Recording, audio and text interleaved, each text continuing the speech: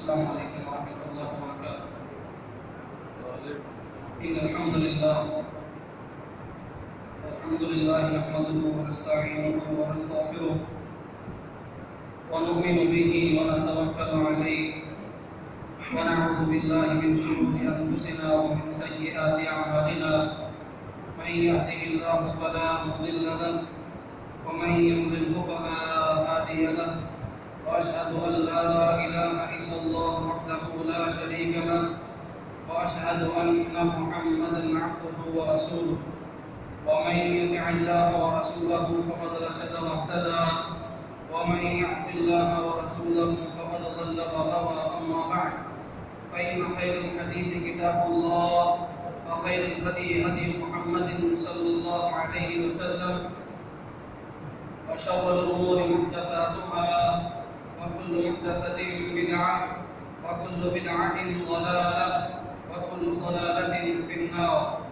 اللهم صل على محمد وعلى آل محمد كما صليت على إبراهيم وعلى آل إبراهيم إنك حميد مجيد.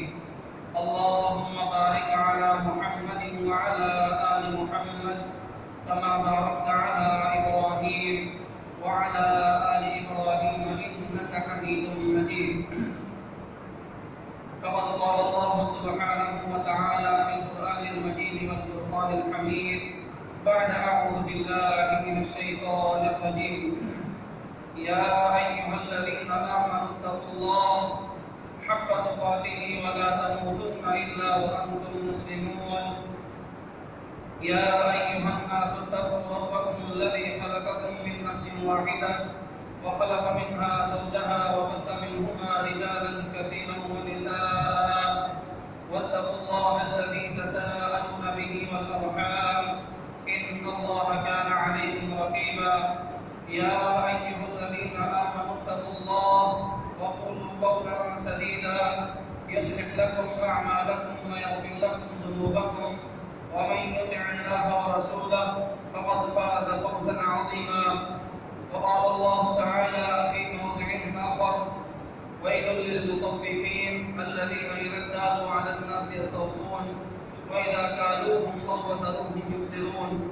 ألا يظن أولئك أنهم مبعوثون ليوم عظيم.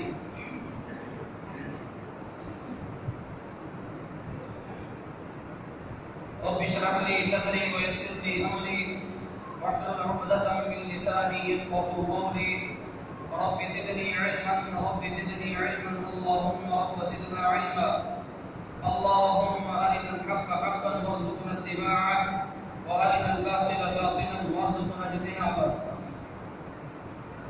ہر قسم کی حمد و ثنا اللہ سبحانہ و تعالی کے لیے، درود و سلام بالعموم تمام انبیاء کرام پر، اور بالخصوص جناب محمد کریم صلی اللہ علیہ وسلم کی داخل نسبت اللہم صلی وسلم علیہ.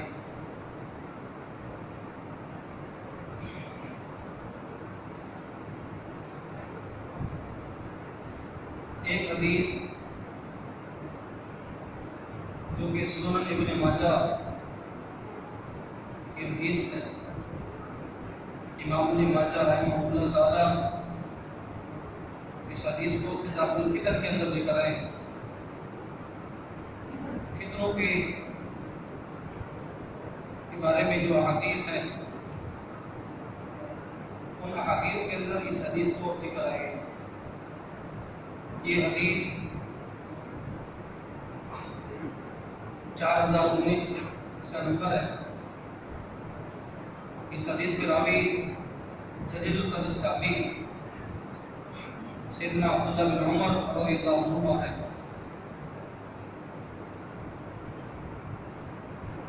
یہ حدیث یاد کرنے کا مقصد کسی پر تنقید نہیں ہے، اور یہ حدیث بالکل موجودہ حالات کے عین مطابق ہے. دراصل اس حدیث کے اندر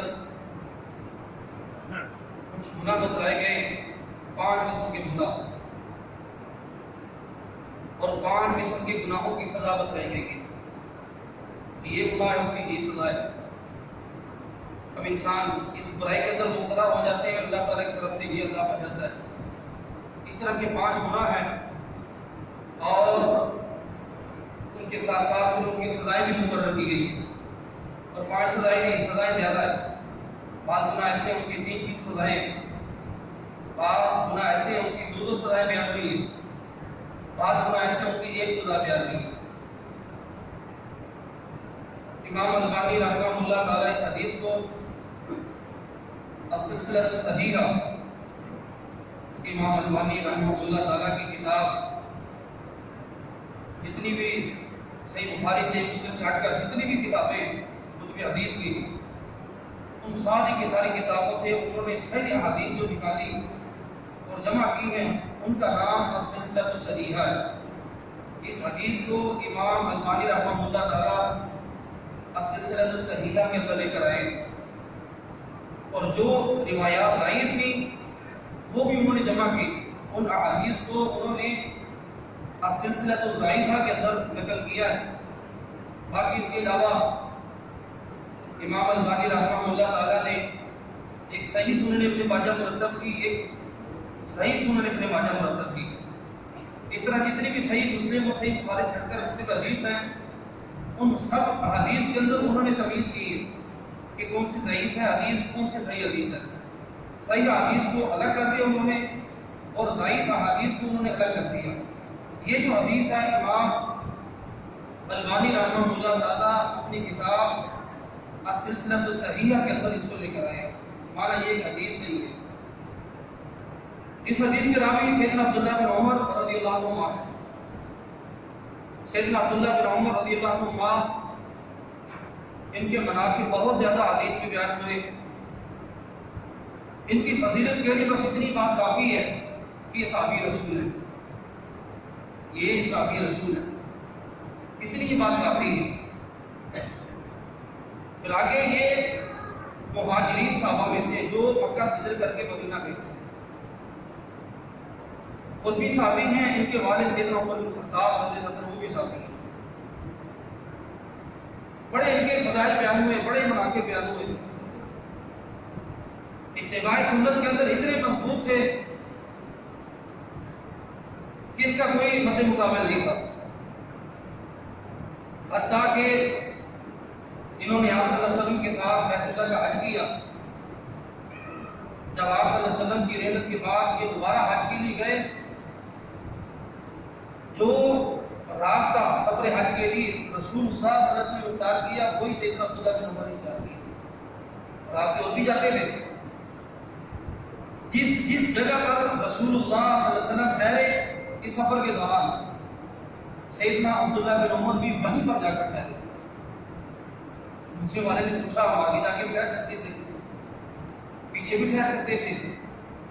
فرماتے ہیں کہ رسول اللہ صلی اللہ علیہ وسلم کو میں نے یہیں پر ٹھہرنے دے گا، جب آپ صلی اللہ علیہ وسلم نے حج کیا میں بھی آپ صلی اللہ علیہ وسلم کے ساتھ تھا، تو لہٰذا میں بھی یہاں پر ٹھہرا۔ اتنے متبع سنت تھے، علم کے پہاڑ تھے، ایسا علم ان کے پاس تھا جو کسی دوسرے صحابی کے پاس نہیں تھا، حتیٰ کہ کبار صحابہ کرام، سیدنا ابو بکر صدیق، سیدنا عمر بن خطاب، کبار صحابہ کرام کے پاس علم نہیں تھا۔ صحیح بخاری کے اندر واقعہ موجود ہے، امام بخاری رحمہ اللہ تعالیٰ اس واقعے کو کتاب العلم کے اندر لکھ رہے ہیں، علم کے بیان میں وہ واقعہ بیان فرماتے ہیں سیدنا عبداللہ بن عمر کے والے سے رضی اللہ عنہ کہ ایک مرتبہ رسول اللہ صلی اللہ علیہ وسلم کے پاس صحابہ کرام بیٹھے ہوئے تھے، کبار صحابہ کرام کی تعداد موجود تھی۔ رسول اللہ صلی اللہ علیہ وسلم نے ایک سوال کیا، اس سوال کا مجھے جواب دو۔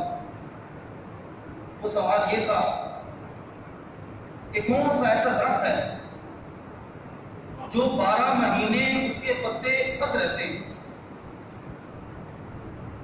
12 مہینے وہ تر و تازہ رہتا ہے۔ بعض درخت ایسے ہیں دیکھ لیں موسم کے حساب سے سوکھ بھی جاتے ہیں، اپنے پتے گرا دیتے ہیں، پھر وہ نئے شاخیں نکالتے ہیں، نئے پتے نکالتے ہیں۔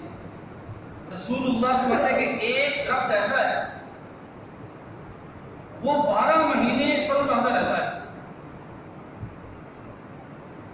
سوال تھا، اب صحابہ کرام باری باری جواب دینا شروع کر دیا، پورا جواب نہیں، اس نے کہا کہ ہمیں علم نہیں اس کا، پر کسی صحابی نے صحیح جواب نہیں دیا۔ اس مجلس کے اندر سیدنا عبداللہ بن عمر رضی اللہ عنہ بھی موجود تھے۔ پھر رسول اللہ صلی اللہ علیہ وسلم نے خود ہی اس کا جواب دیا کہ کھجور کا درخت ہے، کھجور کا درخت یہ 12 مہینے تر تازہ رہتا ہے، اور اس کی صحیح خدمت ہوتی رہے، دیکھ بھال ہوتی رہے، پانی ٹائم پر دیا جائے، باقی جتنی بھی لوازمات ہیں وہ ساری پوری کر دی جائیں، جو 12 مہینے تر تازہ رہتا ہے۔ اگر اس کی دیکھ بھال نہ چھوڑ کے وضو کیا وہ الگ مسئلہ ہے۔ یہ کھجور کا درخت 12 مہینے تر تازہ رہتا ہے۔ مجلس ختم ہو گئی، سیدنا عبداللہ بن عمر اور سیدنا عمر بن خطاب جب مجلس سے باہر گئے تو سیدنا عبداللہ بن عمر فرماتے ہیں اپنے ابو کے کان میں، اے ابو اس سوال کا جواب مجھے پتا تھا، اس سوال کا جواب مجھے آتا تھا۔ کہ سیدنا عمر فرمانے لگے بیٹا آپ نے جواب کیوں نہیں دیا پھر وہاں پر؟ سیدنا عبداللہ بن عمر فرماتے ہیں کہ ابو میں نے اس لیے جواب نہیں دیا کہ وہاں پر بڑی بڑی شخصیات بیٹھی ہیں، میں ان کو دیکھتے ہوئے اور ان کے ادب کو دیکھتے اور ادب کو مد نظر رکھتے ہوئے میں نے جواب نہیں دیا کہ کہیں ایسا نہ ہو کہ بعد میں لوگ باتیں کریں کہ سیدنا ابوبکر صدیق نے جواب دیا یا چھوٹے سے بچے سے عبداللہ بن عمر نے جواب دے دیا۔ عمر بن خطاب کو جواب نہیں آیا، ان کے بیٹے عمر سیدنا عبداللہ نے جواب دے دیا، تو میں اس بات کو مد نظر رکھتے ہوئے میں نے وہاں پر جواب نہیں دیا اور میں نے سکوت اختیار کیا، خاموش رہا۔ سیدنا عمر بن خطاب فرماتے ہیں اے بیٹے اگر آپ وہاں پر اس سوال کا جواب دے دیتے تو آج میری خوشی کا عالم نہ ہو، کہ میری اتنی خوشی ہوتی کہ اس کا کوئی نظیر نہیں، نظیر نہ بس کہ مجھے اتنی خوشی ہو گئی کہ آپ صلی اللہ علیہ وسلم سوال کیا، بڑے بڑے صحابہ کرام نے جواب نہیں دیا، تو چھوٹے سے بچے سیدنا عبداللہ جو کہ عمر بن خطاب کے بیٹے انہوں نے جواب دے دیا۔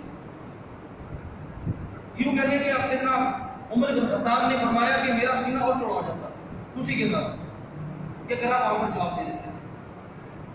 تو سیدنا عبداللہ بن عمر رضی اللہ عنہ کی بات صحابی اور بیشتر روایات سیدنا عبداللہ بن عمر رضی اللہ عنہ سمجھی آپ صلی اللہ علیہ وسلم کی سنتیں، آپ صلی اللہ علیہ وسلم کے احکامات، آپ صلی اللہ علیہ وسلم کے جو فضائل بیان کیے ان کے حوالے سے کافی ساری روایات سیدنا عبداللہ بن عمر سے متنوع، ان روایات میں سے ایک حدیث یہ بھی ہے جو آج ہم خطبے کے اندر بیان کریں گے۔ وہ حدیث یہ ہے، سیدنا عبداللہ بن عمر فرماتے ہیں اقبل علینا رسول اللہ صلی اللہ علیہ وسلم، ایک مرتبہ صلی اللہ علیہ وسلم ہماری طرف متوجہ ہوئے، متوجہ ہونے کے بعد فرمانے لگے یا معشر المہاجرین، مہاجرین کی جماعت وہاں پر موجود تھی، مہاجرین سے مخاطب ہو کر آپ نے فرمایا خمس اذا ابتلیتم ممن واعوذ باللہ ان تدرکوہن، یہ 5 چیزیں ایسی ہیں، 5 گناہ ایسے ہیں، 5 برائیاں ایسی ہیں، اذا ابتلیتم جب تم کو ان چیزوں کے ساتھ آزمایا جائے گا یا مبتلا کر دیا جائے گا چیزوں کے اندر، ان گناہوں میں،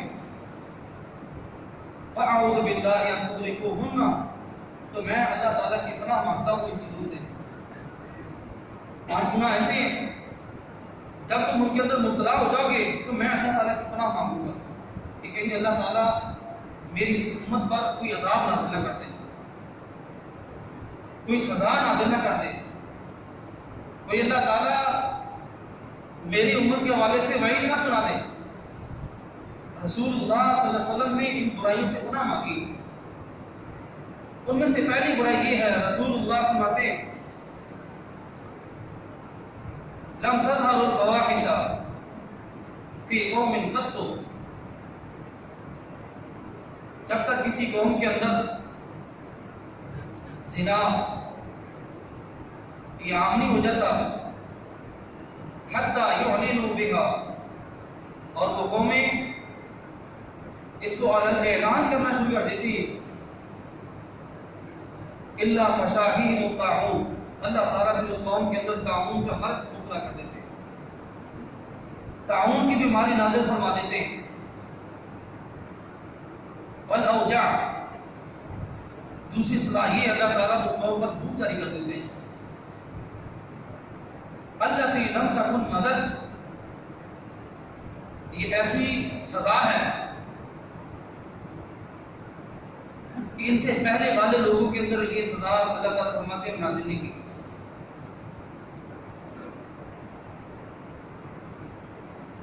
زنا، فحاشی جب کسی قوم کے اندر عام ہو جاتی ہے اور وہ قومیں الگ اعلان کرنا شروع کر دیتی ہیں، کسی کا خوف اور ڈر نہیں رہتا ان کے دلوں میں. اللہ تعالیٰ فرماتے ہیں کہ ہمیں قوم کے اندر پھر طاعون کا مرض وہ بھیج دیتے ہیں. طاعون اصل میں پیٹ کی بیماری ہے. جو بھی آدمی اس پیٹ کی بیماری میں مبتلا ہو جاتا ہے، اس مرض کے اندر، اس کا بچنا بہت مشکل ہوتا ہے، بہت مشکل ہوتا ہے اس کا بچنا. تو رسول اللہ صلی اللہ علیہ وسلم نے طاعون کی مرض سے پناہ مانگی اور آپ صلی اللہ علیہ وسلم نے اس کے بارے میں احکامات جاری کیے اس بیماری کے حوالے سے کہ یہ جو بیماری ہے یہ متعدی ہے، ایک سے دوسرے کو، دوسرے کے تیسرے سے لگتی ہے، اور یہ بھی اللہ تعالیٰ کے حکم سے ہوتا ہے. اللہ تعالیٰ کے حکم کے علاوہ یہ بھی متعدی نہیں ہے. یہ بھی اگر کسی سے دوسرے کو لگتی ہے، دوسرے سے تیسرے کو لگتی ہے، یہ بھی اللہ تعالیٰ کے حکم کے ساتھ لگتی ہے. اگر اللہ تعالیٰ کا حکم نہ ہو، ان لوگوں کے اندر وہ آدمی گھومتا رہے تو اس کو نہیں لگے گی. یہ بھی اللہ تعالیٰ کے حکم سے ہوتا ہے. اس کے بارے میں احکامات آپ صلی اللہ علیہ وسلم کے یہ ہیں کہ جس علاقے میں، جس گاؤں کے اندر، جس ملک میں، جس شہر میں یہ بیماری ہو، وہ شہر کے لوگ کسی دوسرے شہر میں نہ جائیں، اور اس شہر کے ہٹ کے جو لوگ ہیں دوسرے شہر والے اس شہر کے اندر نہ آئیں. یہ احکامات ہیں. تو یہ بیماری متعدی ہے، اور یہ کب آتی ہے؟ جب قومیں زنا علی الاعلان کرنا شروع کر دیتی ہیں، فحاشی علی الاعلان شروع ہوتی ہے. زنا یہ کبیرہ گناہ ہے. اللہ تعالیٰ نے کبیرہ گناہوں سے تو روکا ہی روکا ہے، لیکن وہاں تک پہنچنے کی جو سد باب ہے، اس کی قباحت دیکھیں آپ، اس گناہ کی قباحت دیکھیں کتنا کبھی عمل ہے کہ وہاں تک پہنچنے کے جو اسباب ہیں شریعت نے ان سے بھی منع فرمایا ہے. اللہ تعالیٰ فرماتے ہیں وَلَا تَقْرَبُوا الزِّنَا، زنا کے قریب بھی مت جاؤ. وہ اسباب سے بھی روکا. کبھی عورت کو پردے کا حکم دے دو، کبھی عورت کو یہ کہہ کر کہ آپ جب چلیں تو نیچے آنکھیں کر کے چلیں، کبھی یہ کہہ کر مردوں کو جب آپ چلیں تو نیچے آنکھیں کر کے چلیں، کبھی یہ کہہ کر خاتون کو کہ جب آپ آئیں گھر کے اندر سے کسی باہر غیر محرم آدمی سے آپ بات کریں تو آپ سخت لے کے بات کریں. یہ ساری کی سارے وہ اسباب ہیں جو اس برائی کو گناہ تک پہنچتے. شریعت نے ان سے بھی منع ہوتا، ان کے اندر اتنی سختی کی. جو کبیرہ گناہ ہے وہ گناہ کو گناہ ان سے منع فرمایا اللہ تعالیٰ نے، لیکن وہ جو اسباب ہے وہاں تک پہنچتے ان سے منع فرمایا. بے شمار مثالیں موجود ہیں قرآن مجید میں. اب زنا کی مثال لے لیں کہ کیسے اللہ تعالیٰ نے پابند کیا مرد کو، کیسے اللہ تعالیٰ نے پابند کیا عورت کو. یہ سارے قرآن مجید میں، یہ سب باتیں قرآن مجید کے اندر. زنا یہ کبھی عمل ہے، کبیرہ گناہ ہے. جو قومیں اس برائی میں مبتلا ہو گئی اور علی الاعلان انہوں نے شروع کر دیا یہ کام، اللہ تعالیٰ اس قوم کے اندر طاعون کا مرض پھیلا دیتے ہیں. یہ جو بھی بیماری ہے یہ اسی قسم کی ہے. یہ پیٹ کی بیماری ہے. پھیپھڑے آدمی کے کام کرنا چھوڑ دیتے ہیں، فلاں چیز کام کرنا چھوڑ دیتی ہے، فلاں چیز فیل ہو جاتی ہے، فلاں چیز ناکارہ ہو جاتی ہے.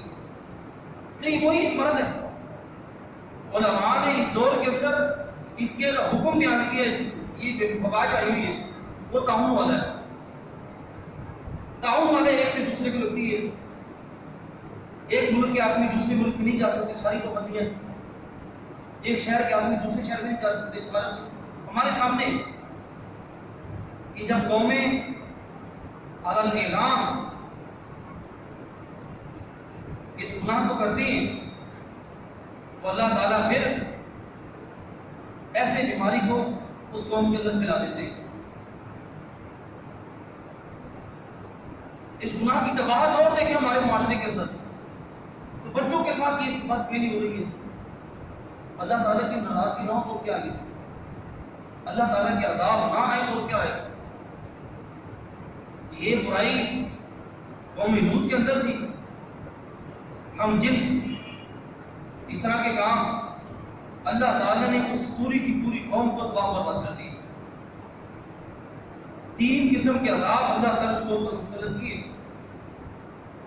شکلیں بگاڑ دی، پتھروں کی بارش ہوئی، چیخ اتنی سخت تھی کہ کانوں کے پردے کے پھٹ گئے۔ یہ 3 قسم کے عذاب کو بھی لوٹ پڑے۔ تو کہنے کا مطلب یہ ہے، یہ بیماری جب اعلان ہو جاتی ہے تو اللہ تعالیٰ پھر طاعون جیسی بیماری کو مبتلا کر دیتے ہیں۔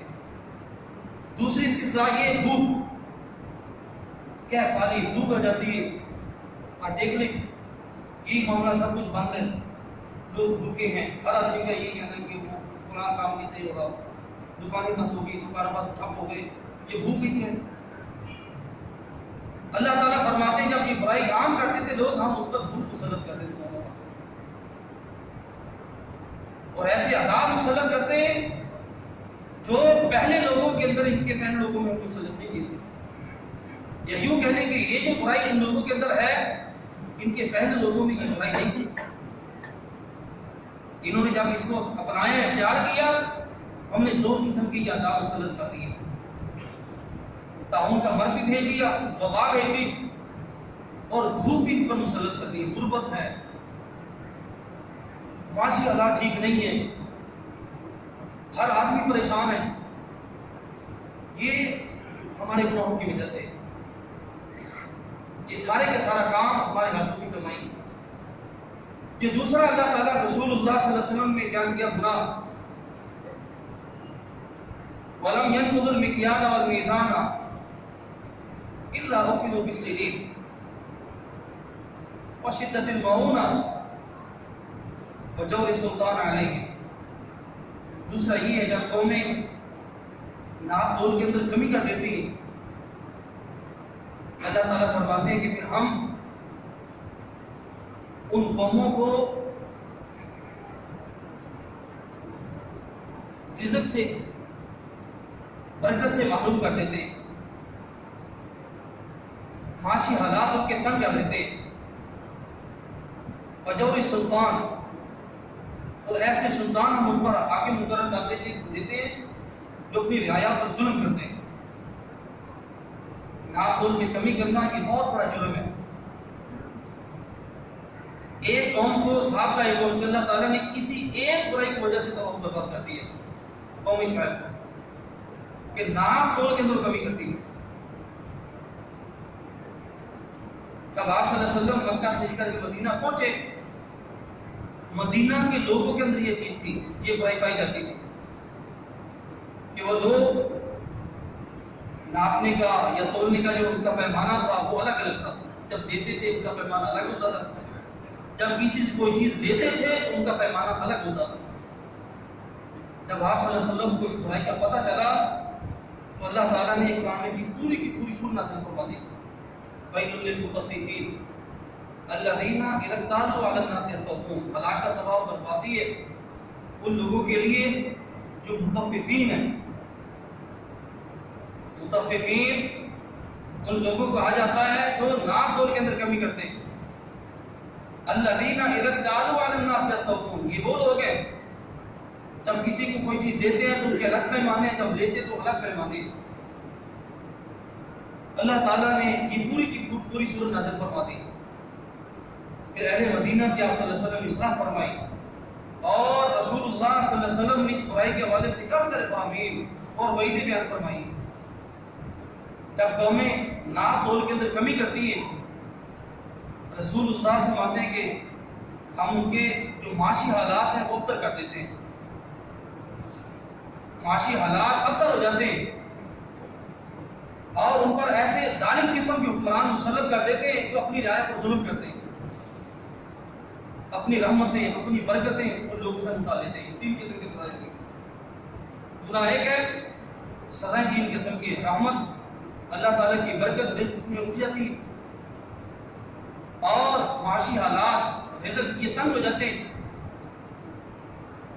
اور حاکم ایسا آ جاتا ہے جو اپنی رعایا پر ظلم کرتا ہے، ظلم کرتا ہے اپنی رعایا پر۔ یہ تین قسم کے عذاب اللہ تعالیٰ مسلط کر دیتے ہیں، جو یہ برائی کرتا ہے کہ ناپ تول کے اندر کمی ہے۔ ناپ تول کے حوالے سے یہ جو ہمارے معاشرے کے اندر بھی چل رہا ہے، یہ 5 قسم کا ہے۔ ہم کسی کو چیز دیتے 5 طرح سے دیتے ہیں۔ نمبر 1، تول کر دیتے ہیں، ترازو کے اندر تول کر، 1 کلو ہے، 2 کلو ہے، 3 کلو تول کر دیتے ہیں۔ نمبر 2، ماپ کر ہم دیتے ہیں، جیسے دودھ وغیرہ ماپ کر لیٹر 2 لیٹر۔ نمبر 3، پیمائش کر کے دیا جاتا ہے، جیسے زمین ہے، یہ اتنے گز ہے، یہ اتنے گز ہے، یہ اتنے کلو میٹر ہے، پیمائش کرنا، یہ بھی اسی حکم میں۔ نمبر 4، عدد کے اعتبار سے گن کر دیتے ہیں، مثال طور پر ہم کیلے کی مثال لیتے ہیں، درجن کے حساب سے ملتا ہے، کلو کی مثال لے لیتے ہیں، درجن کے حساب سے ملتا ہے، عدد کے اعتبار سے۔ نمبر 4، جیسے ہم کہتے ہیں کہ لم سم، اتنے پیسے دے دو یہ چیز لے لو، اندازہ جسے کہتے ہیں۔ یہ 5 طرح سے یہ ہمارے یہ ایک دوسرے کے ساتھ لین دین ہوتا ہے۔ ان 5 قسم کے اندر کمی بیشی کرنا یہ اسی حکم کے اندر ہے۔ یہاں پر ناپ تول کا ذکر ہے نا، باقی اگر کوئی آدمی گن کے دیتا ہے کسی کو کوئی چیز، یا پیمائش کر کے دیتا ہے، یا اندازے کے ساتھ دے دیتا ہے، یہ تینوں چیزیں بھی اسی حکم میں۔ ایسا نہیں ہے کہ ماپنے اور تولنے میں پورا کرتا ہے وہ، اور باقی جو 3 چیزیں ہیں اس کے اندر اکھاڑ کرتا ہے، 2 نمبری کرتا ہے، دینے کے پیمانے الگ ہے، لینے کے الگ ہے، نہیں ایسا نہیں ہے۔ یہ 5 کا حکم ایک ہی ہے۔ اگر عدد کے اعتبار سے ہے، اگر کم کرے گا تبھی یہ حکم ہے اس کا، ایک سزا اس کے لیے۔ اگر وہ لمسم کے اعتبار سے دیتا ہے، پیسے زیادہ مانگ لیتا ہے، سامنے پتہ نہیں اسی کا اندازہ نہیں ہے، تو تب یہ اسی حکم میں۔ اور اگر پیمائش کر کے دیتا ہے، کم دیتا ہے، تب بھی اسی حکم میں۔ تو یہ 5 طرح سے ہم لین دین کرتے ہیں۔ 5 طریقوں کے اندر اگر آدمی کمی کرتا ہے تو اسی حکم میں۔ کہ یہ اللہ تعالیٰ پھر ان قوموں کے اندر سزا مسلط کر دیتے ہیں۔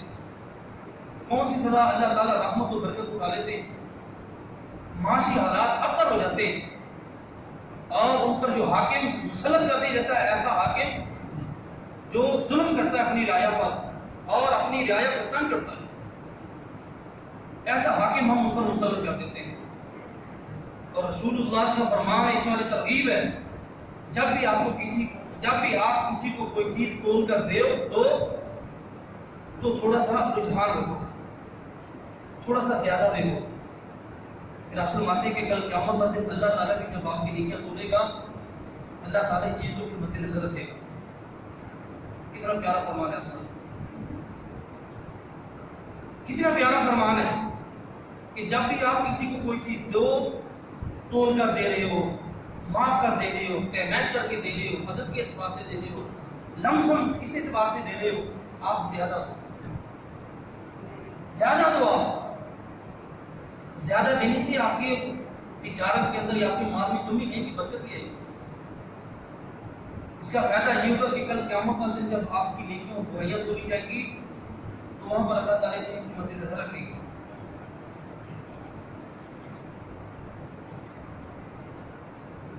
قوم شعیب کو اللہ تعالیٰ نے اسی وجہ سے تباہ برباد کر دیا۔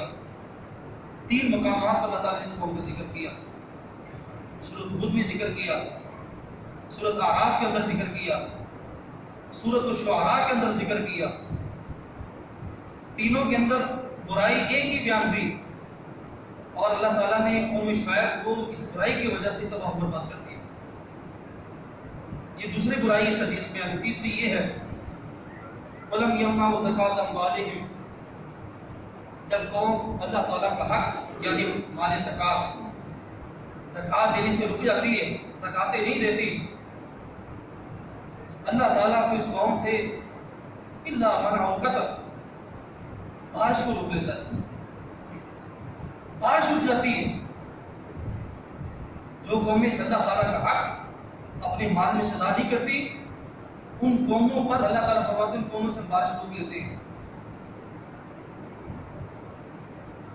وَلَمْ يَمْنَعُوا زَكَاةَ أَمْوَالِهِمْ إِلَّا مُنِعُ الْقَطْرُ مِنَ السَّمَاءِ وَلَوْلَا الْبَهَائِمَ لَمْ يُمْطِرُوا۔ اللہ تعالیٰ رسول اللہ فرماتے ہیں جب یہ قومیں زکوٰۃ نہیں دیتی اللہ تعالیٰ بارش نہیں نازل فرماتے، کبھی کی بارش نازل کر بھی دیتے، وہ صرف اور صرف جانوروں کی وجہ سے اللہ تعالیٰ بارش نازل کرتے ہیں۔ اگر جانور نہ ہوتے، اتنی بڑی برائی ہے، اللہ تعالیٰ آسمان سے ایک قطرہ بھی بارش نازل نہیں کرتا۔ یہ بارش یہ اللہ تعالیٰ کی نعمت ہے، اس کو طلب کرنا چاہیے۔ اگر یہ بارش 40 دن تک بھی اتری تب بھی یہ رحمت ہے۔ 40 دن تک سے بخاری کی حدیث ہے، اگر یہ بارش 40 دن تک مسلسل پڑتی رہے تب بھی یہ رحمت ہے۔ یہ زحمت تو ہمارے اعمال کی وجہ سے بنتی ہے، ہمارے اعمال کی وجہ سے ہماری عذاب بچ جاتا ہے۔ اگر 40 دن مسلسل یہ بارش ہوتی ہے تب یہ اللہ تعالیٰ کی رحمت ہے، تب یہ رحمت ہے۔ یہ بارش صرف ہمیں ضرورت نہیں ہے، اللہ تعالیٰ کی دیگر مخلوقات ہیں، بے شمار مخلوقات ہیں۔ پتہ نہیں اللہ تعالیٰ کس قوم کی وجہ سے، کس اپنی مخلوق کی وجہ سے بارش نازل کر دیتا ہے۔ اور اس کے علاوہ رسول اللہ صلی اللہ علیہ وسلم جب بھی بادل آیا کرتے تھے، آپ صلی اللہ علیہ وسلم بادلوں کو دیکھ کر یہ دعا فرمایا کرتے تھے، اللہم اجعلنا رحمتا ولا تجعلنا عذابا۔ اے اللہ ان بادلوں کو، اس بارش کو، اس پانی کو ہماری رحمت بنا دینا، ہمارے لیے عذاب نہ بنا۔ یہ اللہ تعالیٰ آپ صلی اللہ علیہ وسلم جب بھی بادلوں کو دیکھا کرتے تھے، جب اس طرح کا موسم ہوتا تھا، آپ صلی اللہ علیہ وسلم بے چین ہو جایا کرتے تھے۔ ایسا بے چین ہوتے تھے کہ کبھی حضرت عائشہ صدیقہ فرماتی، کبھی آپ کھڑا رہے، کبھی بیٹھ جا رہے، پریشانی کے عالم میں۔ ایک مرتبہ سیدہ عائشہ صدیقہ نے پوچھ لیا کہ رسول صلی اللہ علیہ وسلم لوگ بادلوں کو دیکھتے ہیں بڑے خوش ہو جاتے ہیں، بارش آئے گی، آپ جب بادلوں کو دیکھتے ہیں آپ پریشان ہو جاتے ہیں، وہ دعائیں شروع کر دیتے ہیں۔ رسول اللہ صلی اللہ علیہ وسلم کہ عائشہ یہی وہ بادل ہیں جن بادلوں میں سے اللہ تعالیٰ اپنی رحمت برساتے ہیں، یہی وہ بادل ہیں اللہ تعالیٰ ان بادلوں کے ذریعے پتھر برساتے ہیں، یہی وہ بادل ہے ان بادلوں کے ذریعے اللہ تعالیٰ آگ کی بارش کر دیتے ہیں۔ صحابہ کا امتوں پر یہی ہوتا تھا، وہ دیکھتے تھے اللہ تعالیٰ کے بادل آ گئے اور بارش ہوگی، کبھی پتھر برس پڑے، کبھی اللہ تعالیٰ نے آگ برسا دی اس قوم پر۔ تو میں اس لیے دعا کرتا ہوں اللہم اجعلنا رحمتا، اے اللہ ان بادلوں کو رحمت بنا دے، ولا تجعلنا عذابا، ان بادلوں کے اندر عذاب نہیں ہونا چاہیے، اللہ عذاب نہ بنانا ہمارے لیے۔ باقی اس کے علاوہ اور بھی کافی سارے آپ صلی اللہ علیہ وسلم کے فرامین اس حوالے سے ہے کہ جو آدمی زکوٰۃ نہیں دیتا اللہ تعالیٰ اس قوم سے بارش کو روک لیتے ہیں، بارش رک جاتی ہے۔ اگر اس برائی ہونے کے باوجود اللہ تعالیٰ بارش نازل کرتے ہیں، ہم اللہ تعالیٰ اپنی دیگر مخلوقات کی وجہ سے کرتے ہیں، اس کے اندر انسانوں کا کوئی وہ نہیں ہے، مطلب انسان مت سمجھے کہ ہماری وجہ سے ہو رہی ہے، کہ اللہ تعالیٰ اپنی دیگر مخلوقات کی وجہ سے وہ بارش حاصل کرتے ہیں۔ چوتھی چیز اس حدیث کے اندر بیان ہوئی وہ یہ ہے وَلَمْ يَنْقُضُوا عَهْدَ اللَّهِ وَعْدَ رَسُولِهِ إِلَّا سَلَّطَ اللَّهُ عَلَيْهِمُ الْعَدُوَّ۔ وہ قومیں جو اللہ اس کے رسول کے وعدے پورے نہیں کرتے ہیں، اللہ تعالیٰ اس قوم پر دشمن مسلط کر دیتی ہے، دشمن مسلط کر دیتی ہے۔ ایسا دشمن خارجی والے سے بھی دشمن کے ڈر ہے، داخلی حوالے سے بھی ڈر ہے، اندرونی حوالے سے بھی ڈر رہتا ہوگا۔ جو قومیں اللہ اس کے رسول کا عہد جو ہے اس کی پاسداری نہیں کرتی، اس کو توڑتی ہے، رسول اللہ فرماتے کہ اللہ تعالیٰ اس قوم پر دشمن کو مسلط کر دیتا ہے، دشمن ان پر آرڈر چلاتا ہے، دشمن کہتا ہے یہ کر لے تو کرتے ہیں، اب یہ کر نہیں کرو تو نہیں کرنا، سارے معاملات دشمن کے اختیار میں ہوتے ہیں۔ پھر رسول اللہ صلی اللہ علیہ وسلم آگے فرماتے ہیں دوسری سزا یہ اس قوم کے لیے فَأُخِذُوا بَعْدَ مَا فِي أَيْدِيهِمْ، پھر دشمن ایسا مسلط ہوتا ہے جو مسلمانوں کے ہاتھوں میں جو مال تھوڑا بہت ہوتا ہے وہ بھی لے کے چلا جاتا ہے، اس پر بھی قابض ہو جاتا ہے۔ اللہ اس کے رسول کا عہد کیا ہے؟ اللہ اس کے رسول کا عہد یہ ہے کہ اللہ اس کے رسول کی فرما برداری کی جائے، اللہ اس کے رسول کی فرما برداری کی جائے، اطاعت کی جائے، یہ اللہ اس کے رسول کا عہد ہے۔ اگر کوئی آدمی اللہ اس کے رسول کی نافرمانی کرتا ہے یہ آیت ہوتی ہے۔ جو قومیں اللہ اس کے رسول کی اطاعت و فرما برداری نہیں کرتی، رسول اللہ فرماتے کہ ہم ان قوموں پر دشمن مسلط کر دیتے ہیں۔ ایسا دشمن مسلط ہوتا ہے جو ان کے پاس جمع پونجی ہوتی ہے، ان کے پیسے مال دولت، اس کا بھی قابض ہوتے ہیں، وہ بھی لے کے چلا جاتا ہے۔ پانچواں اور آخری گناہ، اس کی سزا جو اس حدیث میں بیان ہوئی یہ ہے، رسول اللہ صلی اللہ علیہ وسلم وما لم تحکم ائمتهم بکتاب اللہ، وہ قومیں، وہ قاضی، وہ جج، وہ حاکم، وہ گھر کا وڈیرا، وہ برادری کے سربراہ جو اللہ اس کے رسول کے نازل کرتا فیصلے کے مطابق فیصلہ نہیں کرتا، فیصلے کے مطابق فیصلہ نہیں کرتا، قرآن و حدیث کے مطابق وہ فیصلہ نہیں ہے، فیصلہ نہیں کرتا، نا انصافی کے ساتھ فیصلے کرتا ہے، حق کو جانتے ہوئے تب بھی باطل پر وہ فیصلہ کرتا ہے۔ رسول اللہ سماتے ہیں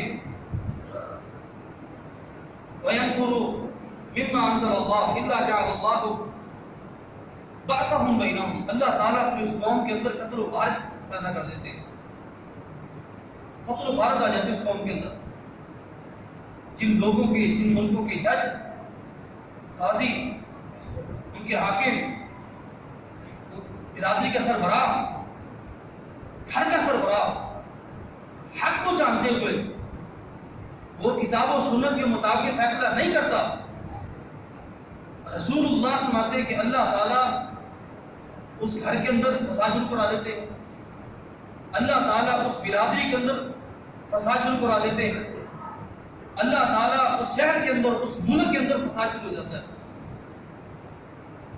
بَأْسَهُمْ بَيْنَهُمْ، قتل و غارت شروع ہو جاتی ہے، لوگ آپس میں لڑ پڑتے ہیں، ایک دوسرے کو مارنا شروع کر دیتے ہیں، ایک دوسرے کا خون اپنے اوپر حلال کر لیتے ہیں۔ کب؟ جب قومیں کتاب و سنت کے مطابق فیصلہ نہیں کرتی، جب عدالتیں کتاب و سنت کے مطابق نہیں چلتی، جب گھر کا سربراہ، برادری کا وڈیرا، جب وہ حق کے مطابق فیصلہ نہیں کرتا، اللہ تعالیٰ پھر اس عذاب کے اندر ان قوموں کو، ان لوگوں کو، ان گھر والوں کو، ان برادریوں کو، ان شہر والوں کو اس برائی کے اندر مبتلا کر دیتے، اس پریشانی مصیبت میں تو لوگ آپس میں لڑ پڑتے ہیں، آپس میں لڑ پڑتے ہیں لوگ۔ کتاب و سنت کے مطابق حق کو جانتے فیصلہ کرنا یہ اجر کا باعث ہے، اجر کا باعث ہے۔ جس طرح کتاب و سنت کو جانتے ہوئے نہ حق فیصلہ کرنا کتنا بڑا سوال ہے، کتنی بڑی ظلمت سے آتی ہے۔ اگر آدمی حق پر فیصلہ کرتا ہے خود اندازہ لگائے کتنا بڑا جو ثواب ہوگا۔ اور رسول اللہ صلی اللہ علیہ وسلم نے جب بھی آپ صلی اللہ علیہ وسلم فیصلہ کیا کرتے تھے کسی بھی معاملے کے اندر، ساری چیزوں کو دیکھ کر، ساری شہادتوں کو دیکھ کر، سب چیزوں کو جان کر پھر آپ صلی اللہ علیہ وسلم فیصلہ کیا کرتے تھے۔ دو آدمی آگے زمین کا فیصلہ لیتے، ایک کہنے لگا کہ میری زمین ہے، ایک کہنے لگا کہ میری زمین ہے، اسے بخاری کا واقعہ موجود ہے۔ آپ صلی اللہ علیہ وسلم نے سارے معاملات دیکھ کر پورے واقعے کا جائزہ لے کر فیصلہ کر دیا، اور فیصلہ یہ کیا کہ جو اس کا صحیح مالک نہیں تھا آپ صلی اللہ علیہ وسلم نے اس کے حق میں فیصلہ دے دیا، کیوں؟ وہ چرب زبان تھا، بولنے میں تیز تھا، ترار تھا۔ پھر آخر میں رسول اللہ صلی اللہ علیہ وسلم نے تاریخی جملہ فرمایا، یا الناس، اے لوگوں، اس بات کو اچھی طرح جان لو، اگر میں محمد وقت نبی ہوں، آخر الزمان نبی ہوں، میرے بعد کوئی نبی نہیں ہے، سارے انبیاء کرام کا سردار ہوں، کتنی فضیلتیں آپ صلی اللہ علیہ وسلم کی، اگر میں بھی کوئی فیصلہ کروں اور جو حقدار ہے، جو حق ہے اس کے مطابق میرے سے فیصلہ نہ ہو پائے، میں غلط فیصلہ کر دوں، جس کے حق میں فیصلہ کروں وہ یہ مت سمجھے کہ یہ چیز استعمال کرنا میرے لیے حلال ہو گئی، جائز ہو گئی ہے۔ کہ جب نبی فیصلہ کر دے اس طرح کا وہ آدمی کے لیے وہ جائز نہیں ہے، تو آج کل ہمارا کیا حال ہے، ہم کہاں کھڑے ہیں؟ تو کہنے کا مطلب یہ ہے جب قومیں، عدالتیں، وڈیرے، گھر کا سربراہ، جو بھی آدمی فیصلہ کرتا ہے جب صحیح فیصلہ نہیں کرتا، حق کو جانتے ہوئے نہیں فیصلہ کرتا، اللہ تعالیٰ پھر اس برائی کے اندر مبتلا کر دیتے ہیں کہ اللہ تعالیٰ اس قوم کے اندر قتل و غارت شروع کرا دیتے ہیں، آپس میں لوگ لڑ پڑتے ہیں، اس فتنے کے اندر مبتلا ہو جاتے ہیں، مارنے والے کو نہیں پتا، مرنے والے کو نہیں پتا، میں کیوں مار رہا ہوں، میں کیوں مر رہا ہوں، کوئی پتہ نہیں، یہ عالم ہو جاتا ہے۔ آج دیکھیں ہمارے لیے یہ ساری کی ساری چیزیں ہمارے پائی جاتی ہیں اور اس کے نتیجے بھی ہمارے سامنے، پانی کا کیسا لیے، آپس میں کھانا جنگی ہے، باقی اس کے علاوہ اللہ تعالیٰ کی ناراضگیاں ہیں، رحمتیں برکتیں نہیں ہیں، اللہ تعالیٰ کے عہد کو ہم نے توڑا ہوا ہے، اللہ کے رسول کی طرف آنے کے لیے ہم تیار نہیں ہیں، سارے کے سارے معاملات ہمارے اندر پائے جاتے ہیں، وہ نتیجہ بھی ہمارے سامنے ہے۔ فیصلے کے حوالے سے جو آخری بات وہ یہ ہے، رسول اللہ صلی اللہ علیہ وسلم ایسا سخت فیصلہ کیا کرتے تھے، آج تو سفارشیں چلتی ہیں، پیسہ چلتا ہے فیصلے کو تبدیل کرانے کے لیے، رسول اللہ صلی اللہ علیہ وسلم کے سامنے ایک قصہ آیا، یہ قضیہ آیا، ایک عورت نے چوری کر لی، آپ صلی اللہ علیہ وسلم نے حکم دیا کہ اس کے ہاتھ کاٹے جائیں گے، چوری کی سزا ہاتھ ہے، چوری کی سزا جو قرآن نے شریعت مقرر کی وہ ہاتھ ہے، یہ حدود اللہ میں سے ایک حد ہے، جو بھی آدمی چوری کرے گا اس کی سزا ہاتھ کاٹا جائے گا۔ اس عورت کا نام فاطمہ تھا، فاطمہ بنت قیس، اس کا جو قبیلہ تھا وہ مخزوم قبیلہ تھا، مخزوم قبیلہ عرب کے ہاں یہ بڑا معزز قبیلہ تھا۔ جب یہ واقعہ آسان سامنے آیا، مخزوم قبیلے کے لوگ جب آپ نے فیصلہ سنا دیا، آپس میں بیٹھ کر کہنے لگے کہ ایسا کرتے ہیں، کوئی آدمی یہ کھڑا ہو جائے، تیار ہو جائے کہ آپ صلی اللہ علیہ وسلم کے پاس جائے، اس سے خواہش کرے کہ یہ جو معاملہ آپ نے فیصلہ سنایا ہے اس کو ختم کیا جائے، سزا تبدیل کی جائے، کوئی اور سزا مقرر کی جائے۔ اس کے لیے ان لوگوں نے، قبیلے والوں نے سیدنا اسامہ بن زید کا انتخاب کیا۔ سیدنا اسامہ بن زید رضی اللہ تعالیٰ عنہ، ان کا قبیلہ بھی مخزوم قبیلہ تھا، بڑے فضائل ان کے بیان ہوئے، صحابی رسول ہیں، یہ بہت بڑی فضیلت ہے، اور سیدنا اسامہ بن زید رضی اللہ تعالیٰ عنہ آپ صلی اللہ علیہ وسلم کے چہیتے صحابی ہیں، جو بھی سیدنا اسامہ بن بات کرتے آپ صلی اللہ علیہ وسلم خود اس کو قبول کر لیا کرتے ہیں۔ اس برادری والوں نے سیدنا اسامہ بن زید کا انتخاب کیا کہ سیدنا اسامہ بن زید یہ جا کر آپ صلی اللہ علیہ وسلم بات کریں گے کہ جو آپ نے فیصلہ سنایا فاطمہ کے لیے کہ چوری کی سزا ہاتھ ہے، ہاتھ کاٹے جائیں گے، یہ فیصلہ تبدیل کر دیں، کوئی جرمانہ لے لیں، کوئی اس کا فدیہ لے لیں، کوئی ہدیہ دے دیتے ہیں، کوئی پیسے لے لیں۔ سیدنا اسامہ بن زید آپ سے خدمت میں حاضر کہنا کہ اللہ کے رسول صلی اللہ علیہ وسلم اسی طرح میری برادری کے لوگ کہتے ہیں، کیونکہ ہمارا قبیلہ بڑا معزز ہے عرب کے یہاں، جب یہ کام، ایک سزا ہمارے قبیلے کے کسی فرد پر لاگو ہو جائے گی تو ہمارے قبیلے کو عزت ہے، جو عظمت ہے وہ کم ہو جائے گی، ظاہر سی بات ہے گر جائے گی، وہ ہم لوگوں کے ہاں کمتر ہو جائے گی، تو لہذا اس سزا کو تبدیل کر دیا جائے۔ رسول اللہ صلی اللہ علیہ وسلم لگے سیدنا اسامہ بن زید سے مخاطب ہو کر، اتشفع فی حدود من حدود اللہ، اے اسامہ کہ اللہ تعالیٰ کی حدوں میں سے آپ ایک حد کے حوالے سے سفارش کر رہے ہیں، یہ میرا اپنا ذاتی فیصلہ تو ہے نہیں، یہ اللہ تعالیٰ کی حدود میں سے ایک حد ہے جو کہ اللہ تعالیٰ نے قرآن میں یہ بیان کیا، السارق فتح ہو گیا ہوگا، چوری کرنے والا مرد ہو، چوری کرنے والی عورت ہو، اس کے ہاتھ کاٹے جائیں گے۔ یہ تو اللہ تعالیٰ کا فیصلہ ہے، میں نے اپنی طرف سے فیصلہ کیا نہیں ہے۔ غصے کے اندر آپ صلی اللہ علیہ وسلم آ کر کہا، اسامہ کیا تو اللہ تعالیٰ کے حدود کے اندر سفارشی کرتا ہے؟ پھر آپ صلی اللہ علیہ وسلم نے ایک اسپیشل کھڑے کو خطبہ دیا، فرمانے لگے، یا ایھا الناس، اے لوگو، اعلموا جیدا، میری بات کو غور سے سنو، توجہ اور غور سے سنو میری بات کو، تم سے جو پہلے لوگ تھے وہ اسی وجہ سے ہلاک، اطلاق، برباد ہو گئے۔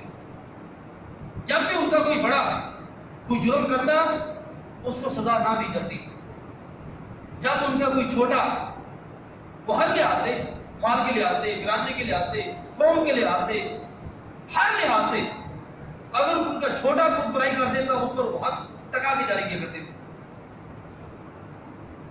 جب ان کا کوئی بڑا معزز آدمی برائی کرتا، حد جاری ہوتی، اس کے اندر رفع دفع کر دیتے، کوئی لے دے کے معاملہ ختم کر دیتے۔ جب ان کا کوئی چھوٹا برائی کرتا، جب ان پر حد لاگو ہوتی اس پر حد لاگو کر کے کرتے تھے۔ رسول اللہ صلی اللہ علیہ وسلم کی اس برائی کی وجہ سے اللہ تعالیٰ نے 7 امتوں کو اخلاق کا دباؤ برباد کر دیا۔